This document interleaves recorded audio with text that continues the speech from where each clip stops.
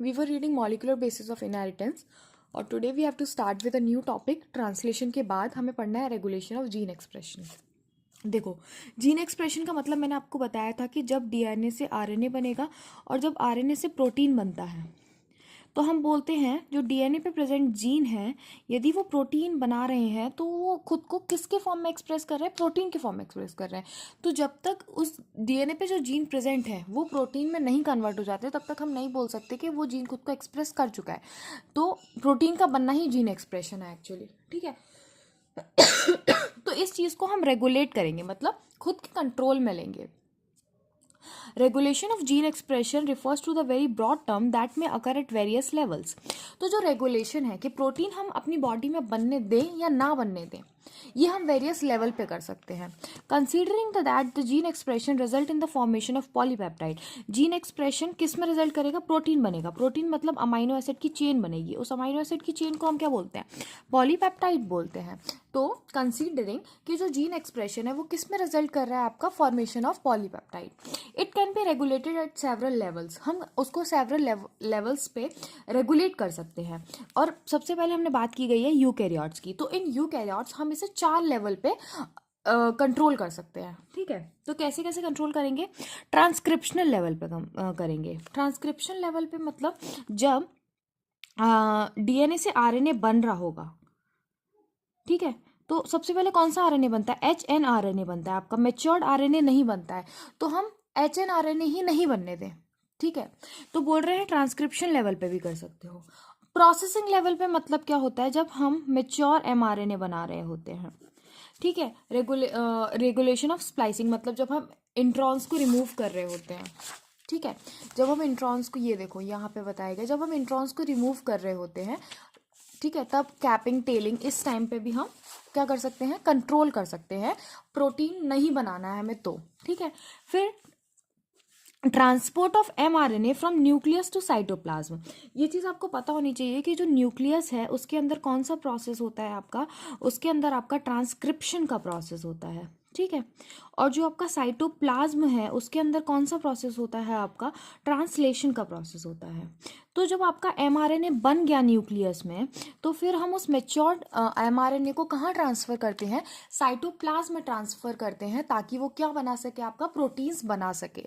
तो जब हम उस चीज़ को ट्रांसफ़र कर रहे हैं, उस मैच्योर एमआरएनए को ट्रांसफ़र कर रहे हैं इनटू द साइटोप्लाज्म, तो तभी हम यदि रोक दें उस चीज़ को, तब भी हम जो प्रोटीन बन रहा है अपना, उस चीज़ को हम स्टॉप कर सकते हैं. ठीक है. तो अपने जीन एक्सप्रेशन को वहाँ भी हम स्टॉप कर सकते हैं.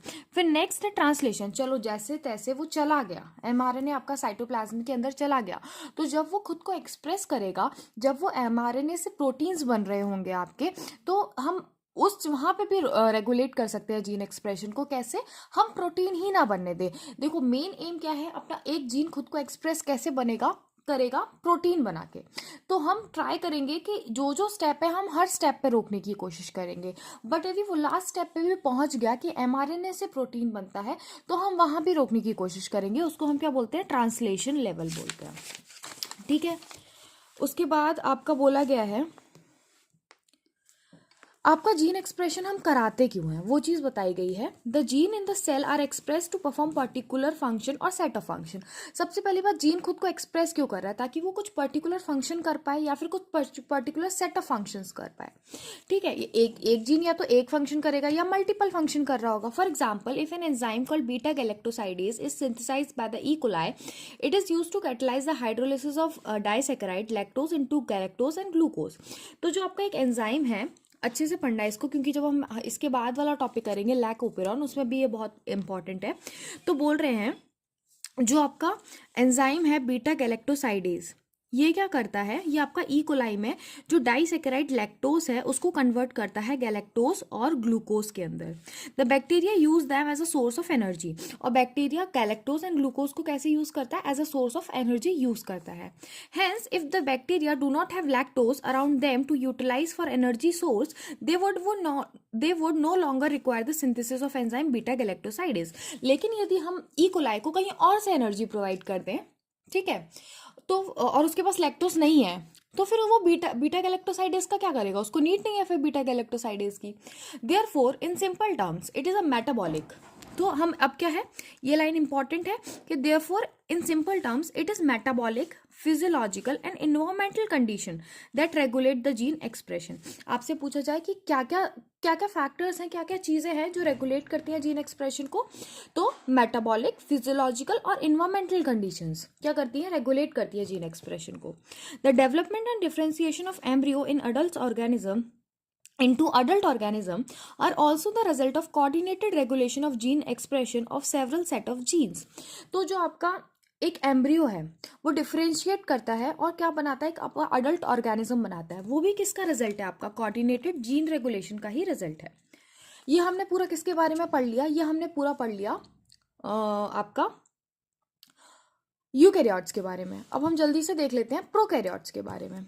इन prokaryotes control of the rate of transcriptional initiation is predominant site for control of gene expression. तो जो आपका प्रोकैरियोट्स हैं उसमें जब आपका ट्रांसक्रिप्शन इनिशिएट हो रहा है, मतलब डीएनए से आरएनए बनना इनिशिएट हो रहा है, वही आपकी प्रीडोमिनेंट साइट है किसकी, जीन रेगुलेशन को, जीन एक्सप्रेशन को कंट्रोल करने की। ठीक है, इसमें सिर्फ आप इतना ही याद रखो, बाकी इसमें कुछ इंपॉर्टेंट है नहीं ज़्यादा। उसके बाद बोल रहे हैं in transcriptional unit the activity of RNA polymerase at the given promoter. ये सब आप जब लैक ओपेरॉन पढ़ोगे ना तो यू विल नो। ठीक है,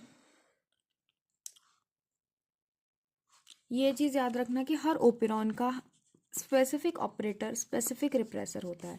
for example lac operator is present only in the lac operon and it interact with specifically with lac repressor only. ठीक है, जब मैं लैक ओपेरॉन आपको पढ़ाऊंगी तब और अच्छे से एक्सप्लेन कर दूंगी इस चीज़ को।